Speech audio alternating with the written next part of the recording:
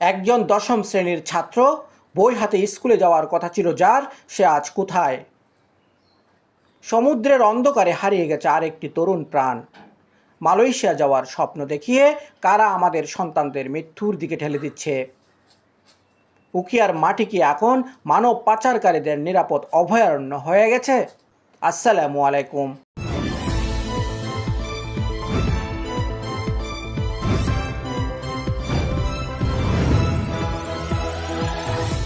আমি বলছি দৈনিক আলোকিত উখিয়া থেকে।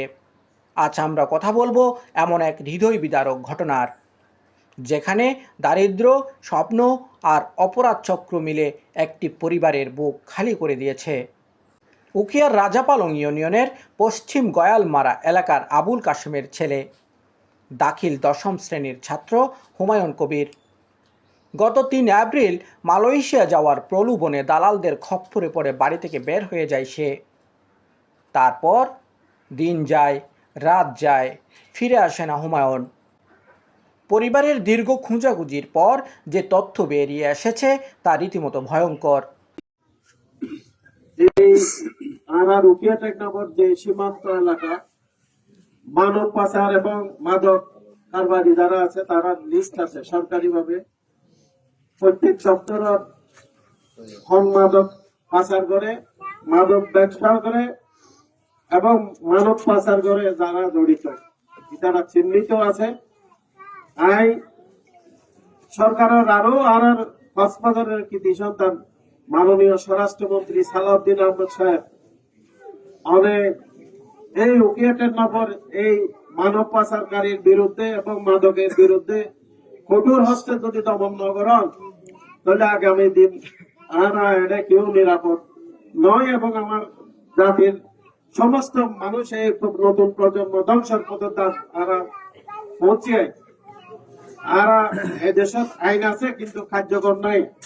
আইন প্রশাসনের এই সমাবেশের আহ্বান জানাই, এই মানব পাচার বিরুদ্ধে যারা জড়িত তারা অবিলম্বে আইনের আওতায় আনি কঠিন শাস্তির আওতায় আনার জন্য বিনীত অনুরোধ জানাচ্ছি এবং আবুল কাশেম ভাইয়ের এই ছোট বাচ্চার এই তার পরিবারের গভীর শোক প্রকাশ করে আর বক্তব্য শেষ করছি। আসসালাম।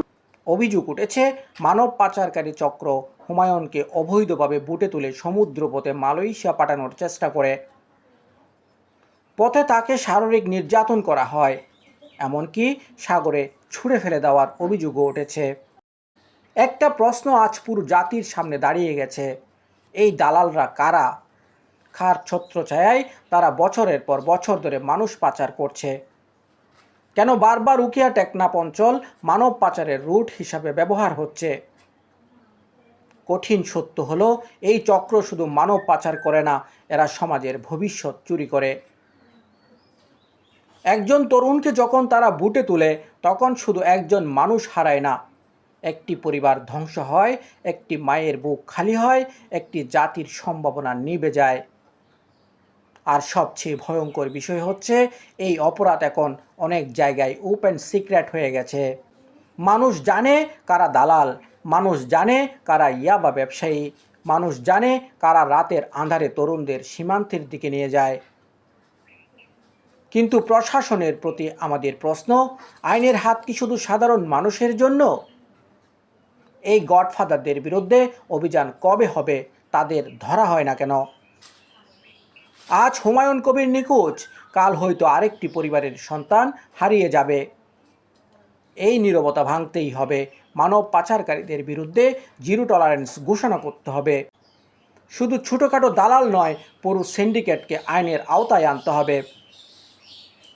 একজন বাবা প্রতিদিন দরজার দিকে তাকিয়ে আছেন, হয়তো ভাবছেন তার ছেলে ফিরে আসবে। একজন মা রাত জেগে কাঁদছেন, আমার ছেলে কি এখনও বেঁচে আছে? এই কান্নার দায় কে নেবে? আমরা স্পষ্ট ভাষায় বলতে চাই, মানব পাচারকারীরা সমাজের শত্রু, এরা খুনি, এরা টাকার জন্য তরুণদের মৃত্যুর মুখে ঠেলে দেয়। এদের বিরুদ্ধে রাজনৈতিক পরিচয়, ক্ষমতা কিংবা প্রভাব কোনো ঢাল হতে পারে না। উখিয়ার টেকনাফের মানুষ আজ নিরাপত্তা চায়, তারা তাদের সন্তানদের বাঁচাতে চায়। আমরা মাননীয় সংসদ সদস্য আলহাজ শাহজাহান চৌধুরী এবং মাননীয় স্বরাষ্ট্রমন্ত্রী সালাউদ্দিন আহমেদ চৌধুরীর জরুরি হস্তক্ষেপ কামনা করছি। দ্রুত তদন্ত হোক, জড়িত দালাল ও মানব পাচারকারী চক্রকে গ্রেপ্তার করা হোক, দৃষ্টান্তমূলক শাস্তি নিশ্চিত করা হোক। কারণ আর কোনো হুমায়ুনকে আমরা সাগরের অন্ধকারে হারিয়ে যেতে দিতে পারি না। ধন্যবাদ সবাইকে। আসসালামু আলাইকুম।